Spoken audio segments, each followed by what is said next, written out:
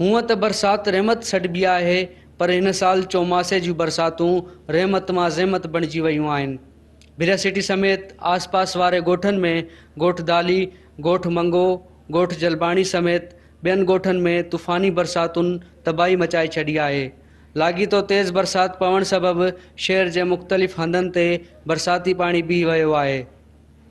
हिकु पासे रोडनि ऐं रस्तनि तां बरसाती पाणी निकाल करण जो सिलसिलो जारी आहे, त ॿिए पासे हेठाहीं वारे इलाइक़नि में गोॾे जहिड़ो पाणी बीहण ऐं तेज़ बरसाति सबबि केतिरनि ई घरनि जूं भितियूं ऐं छितियूं ड्रही पट थी वियूं आहिनि। बिरिया सिटी जे मेमूण मोहल्ला में मोहम्मद हनीफ़ उमराणी ऐं परवेज़ उमराणी जे घर जी भित ड्रही पट थी वई, जॾहिं त ॻाल्बाणी मोहल्ला में अब्दुल सत्तार मेमूण जो घर धमाके सां ड्रही पट थी पियो।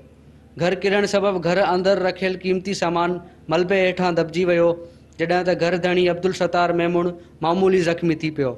ॿिए पासे हेठाहीं वारनि इलाइक़नि में रहंदड़ शहरी ऐं ॻोठाणनि जा घर बरसाती पाणी सां भरिजी वञण सबबि शहरी ऐं ॻोठाणा घरनि मां पाणी कढण में मसरूफ़ आहिनि ऐं तेज़ बरसाति सबबि लोड शेडिंग में बि इज़ाफ़ो थी वियो आहे। कैमरामैन अकबर अली सां गॾु राणा राशिद अली, सिंध टीवी न्यूज़, बिरिया सिटी।